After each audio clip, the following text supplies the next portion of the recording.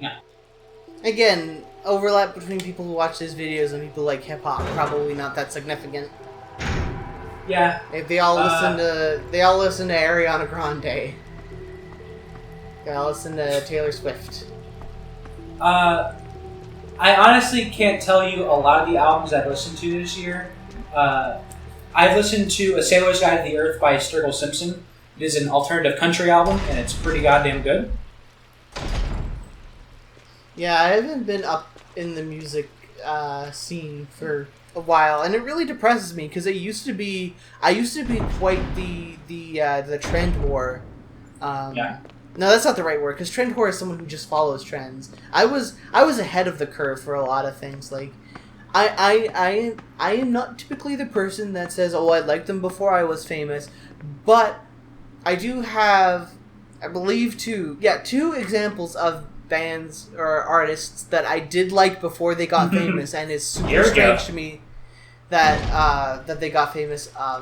I was a huge Skrillex fan before he became popular. Like, pretty much the month that Scary Monsters and Nice Sprites dropped, I heard about it, and I listened to it a bunch, and I was a huge fan of it. And he didn't get popular until like 5 or 6 months, maybe even later, when Deadmau 5 featured him at one of his concerts, and suddenly everybody was talking about Deadmau5, and I'm like, suddenly everyone was already talking about Deadmau5 because they're terrible. Everyone was suddenly talking about Skrillex, and I'm like, whoa, what the hell's going on with this? Why do people know who Skrillex is all of a sudden? And that was cool. And the second one is Death Grips. I was a big Death Grips fan before they became a meme. Again, one of my proudest achievements is if you check on my music folder, if you check the added on date for the ex-military, it was the very same month that it came out. So I have conclusive proof that I liked Death Grips before it was popular, and I'm super proud of that fact for no reason. Both you and I were into Death Grips before it got super popular, because we both started. I started a bit later after you, but it was just as it was starting to catch on, but it was still technically before it really got there. And I did listen to Bottomless Pit. It's quite good. I'm still eagerly awaiting for, on Friday, the new Chili Peppers album coming out. I'm a huge Chili Peppers fan. The only Death Grips I've actually listened to is ex-military. I didn't really listen to their other albums when they came out, because by that point it became meme popular. And not that I don't like bands when they become popular, because I'm still a big Skrillex fan, don't get me wrong. It's just like I was like, whatever. Like, I didn't really feel into it, except for a couple songs on their second album, which I already forget the name of. It was called like Pet Shop or something, wasn't it? The Money Store. The Money Store. Okay, I knew it had something to do with shops. So it's the one song that goes, ga ga ga ga ga ga ga ga, blood rush through my skull. That one's good. Yeah, that's just getting got. Yeah. But I have a very controversial opinion about Death Grips in that I like the Money Store more than ex-military. People berate me on that all the time. Yeah, it is. Everybody tends to like. People like the Money Store. The Money Store's good, but people tend to really appreciate ex-military more than they appreciate the Money Store, and I can respect that. That's just not something it's just not my favorite. Is the Money Store considered a full album? Yes, it's a full album. Okay, because ex-military is an EP. Yes. Okay. That's a little... So, even though I could personally consider it an album, because it's the first thing I listen to them, and it's about as long as an album is anyway. Well, it's a mixtape, technically. But, Everyone loves mixtapes. Everyone loves Lil Wayne mixtapes. Everybody loves that D5, baby. Dedication 5 is so great. Remember that time that Lil Wayne rapped over the beat for the song where it's supposed to be about how society as a whole is, putting down black people and telling them that they're only obsessed with material things and again, that they're essentially slaves again because society paints them as people who only care about material possessions and crime and drugs. And then Lil Wayne rapped over the beat of that song a song about how much he loves material possessions and drugs and doing crime. It was really cool. It was a really cool thing for Lil Wayne to do. That was awesome. And on that same mixtape, he raps over. I mean, I'm not going to be as verbose as you. He raps over "Bitch, Don't Kill My Vibe," but he just calls it "Don't Kill." I'm glad that it's in this album where he's just saying, "Hey, by the way, don't kill, guys. Please don't kill. I got all that off my chest. Just don't kill." Lil Wayne's titling has always been great, like his seminal tape, "I Am Not a Human Being." And then its sequel, "I'm Not a Human Being 2." I mean, like, it's good that the secret's finally out, because I was worried, you know. You can check my Yahoo Answers profile like 20 times. I just asked, like, what is Lil Wayne? Is he like a dog, or a person, or a cat, or what's going on with him? And then you finally released an album that's answer all my questions that he's not a human being. He, however, did release a mixtape this year called Gotti. On Gotti, there is such songs as "Burn," also featuring "Don't Like" again, apparently. "Wash My Shoes," Blue Gotti. Oh, nice. Just in case we were confused about what the title is about, I suppose. But anyways, back to albums I enjoy. I listen to music you don't like. I listened to the new Dream Theater album this year. It took about 3 months to listen to because it's the longest fucking thing in the universe. It's pretty good. I recently discovered a band called Rival Sons. They're pretty good. I like Dream Theater much more than most others in their field of work, because Dream Theater, not to be a snob, sorry, not an anti-snob, not to be a pleb, but Dream Theater's music is actually music and not just boring technical exercises, for the most part. Anyways, here's a band called Rival Sons. They apparently opened for Black Sabbath at one point. They're blues rock, and it's really fun. They're really fun.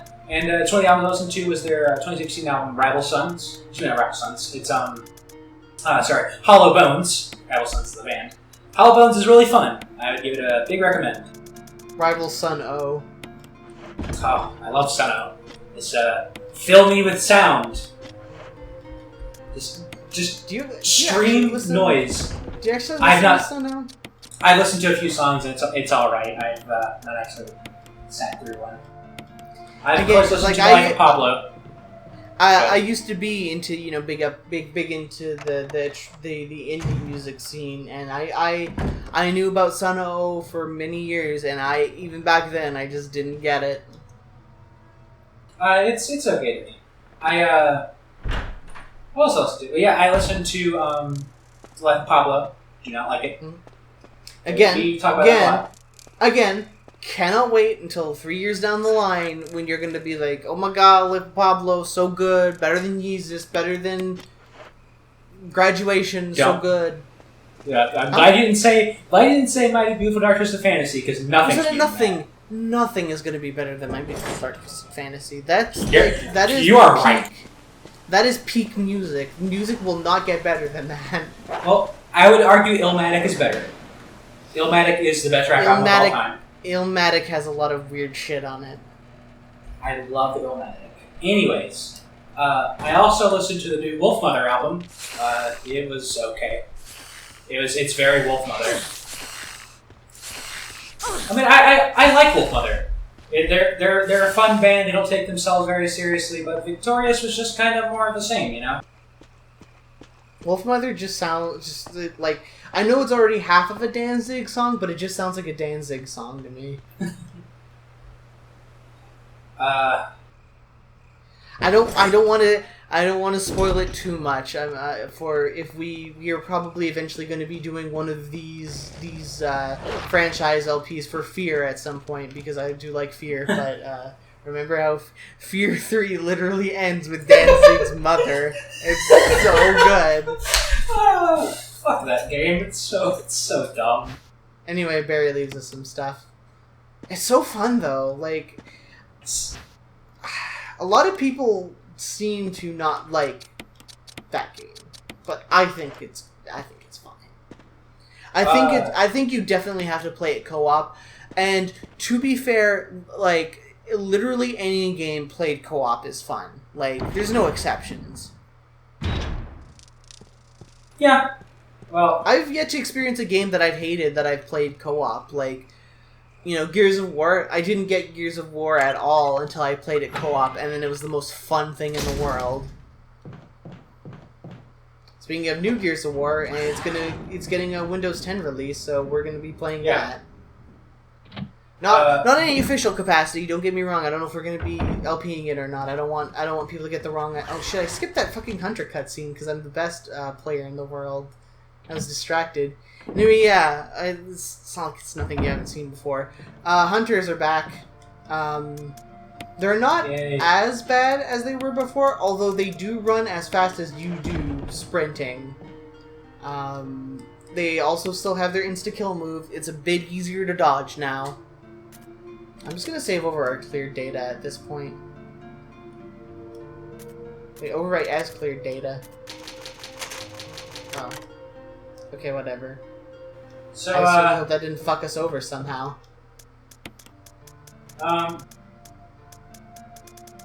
yeah, there's still a lot of albums coming out this year that I'm pretty excited for. Yeah, Especially Sorry. the new I Gorillaz. keep interrupting you. I don't know anything that's coming out this year. Ever since about a few years ago, I started to more closely follow music and start to be a bit more of a music snob. I try to be. I still listen to some trash, and I love listening to some trash, but Oh, I listen to a lot of trash. I can appreciate it. But I had to yell at my mom because she's the biggest Monkees fan, and they released a new album. Nice. They just put something out, and it's okay. Is it fair to call the Monkees like the Western Otsumatu-san? Maybe. I mean, they're like there's not enough of them. But, Osamatsu-san was never a boy band, but like they're the same thing where they're like they had a TV show and they're colorful, and like 40 years later they finally decide to make a sequel. yeah. I think. Okay. Did you like the Monkey Show? Nah. It's like, it was like the 60s. How could I like something that old? I liked it. Because my mom is a huge fan of the Monkees. She has a ton of merchandise in the house, and it's everywhere, and I have to hear about it a lot.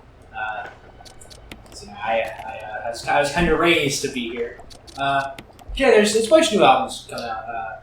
We got the Black Eyed Peas are finally putting out something new as a group. I'm so conflicted because The End, END, was It's a good album. really good.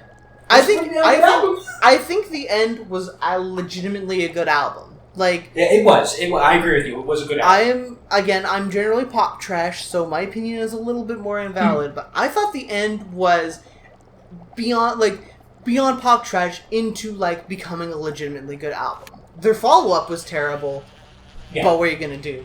Also B. So there's plenty of new stuff coming out. There's a new Alter Bridge album coming out. I still need to listen to the more Alter Bridge, but I really like them. Alter Bridge is like Christian metal, isn't it? No. Aren't they the guys who do Metalingus? Yes, they are, but it's not entirely Christian metal. But Metalingus is a Christian rock metal song. It is, but it's still not just that. To be fair, don't get me wrong. Don't get me wrong. Metalingus is a really good Christian metal song, but they're still Christian metal, and it's still lame to listen to them. It's not all their stuff is like that. It's just some of it's put in. Like, you hate gospel. You hate gospel with a fiery passion, and yet you're all like, oh, forget Christian metal, so good. Shut up. Anyways, new Crystal Castles. Oh my god, I can't wait. I'm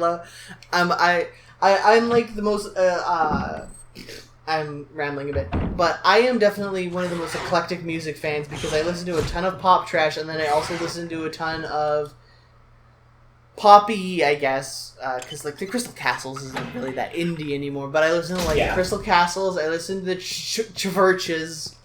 I listen to the Go Team.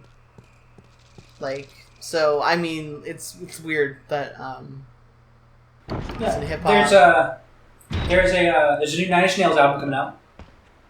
Once again, untitled. We don't know what it's going to be called. New Gaga coming out this year. That's going to be interesting because she took such a long hiatus, and art pop was okay, I guess. It was a bit back and forth. The highs were very high, and the lows were quite low. I don't think art pop rivals her other albums like at all. Like Born This Way is still the best thing she's put out. Sorry, what? I think Born This Way is still the best thing she's put out. Really? Because I think if we count, it is cheating a bit, but I think if we count the Fame Monster as a single album, the Fame Monster is amazing. Yeah, it is. And because of course, for those who don't know, her first album was The Fame, and then she released The Fame Monster, which is 2 CDs. The first CD is new stuff, and then the second CD is a remaster of The Fame. So, yeah. I mean, oh god, the more I think about it, yeah, you're probably right. It has fucking Telephone on there. I love Telephone. Yeah, Telephone is so good. What else? I like, because the other thing too is that I don't think Born This Way has the titular song. It has You and I. It has the opening track, Marry the Night. Marry the Night, yeah, love Marry the Night. That's a way to open an album right there. And I think I'm pretty sure that's it. Like, I can't, like, Electric Chapel's okay, I guess. Judas is pretty good. Americana is pretty good. Bloody Mary is pretty fucking good. The Edge of Glory is really good. That's another really great way to end an album. I mean, well, I don't know. I'm not a huge fan of Edge of Glory except for the sax solo. It's so good. Sax solo is good. Okay, by the way, here's our Magnum. It's berries. Sweet. It's the Silver Serpent. Let's get a good old look at that. Yeah.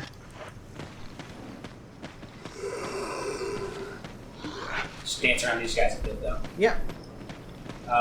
Speltz has something else here. A new Wiz Khalifa joint. I was excited for Wiz Khalifa to not rhyme and to effort. Young and Wild and Free was good. And he didn't write that. Snoop wrote that. Snoop and fucking what's his name? Why did I forget his name? Bruno Mars wrote that. Those are the 2 main writers, if I recall. I know. What was I gonna say? Shit, I already forgot because you interrupted me. Shit, when's Bruno Mars gonna put out a new album? What was I gonna? Because to be fair, I mean, shush! I'm trying to think of what I was gonna say.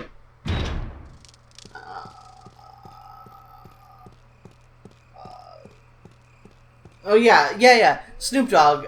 It's really funny to listen to 90s era Snoop Dogg with stuff like Gin and Juice and whatnot, and like where he's really raw and mean, and then like listen to stuff like Young and Wild and Free where he's talking about just hanging out with his friends and being pals. Bring it up, but July 1st, Snoop Dogg's Kool-Aid is getting dropped. Like, 90s era Snoop Dogg made a diss track. There's no way that 2000s or even 2010s Snoop Dogg is making a diss track. Who would Snoop Dogg even have a problem with at this point? Snoop Dogg has no problems with anybody, other than like George Bush. Snoop Dogg is the opposite of no chill. Snoop Dogg is all chill. I love Snoop Dogg. He's cool. He's a nice guy. Who else is there? I had something else in my mind. God, who else was it? Had it on my mind. I'll figure it out. Anyways, yeah. New Snoop Dogg joint, that'd be fun. They have a few good tracks. I want Justice to make a new thing. Oh, everybody does. They're supposedly in the studio right now, though. Oh yeah, Avalanche's new album is finally happening. Possibly. The album that's been teased for like a decade or plus. What? you have nothing to say about the avalanches, really? I'm trying to think of what else I was talking about. Yeah. Aside from my you pronounce them. Yeah. They're avalanches, not avalanches. I knew you were gonna bring it up. I call them the avalanches. It's because you're fucking dumb. It's because it's French.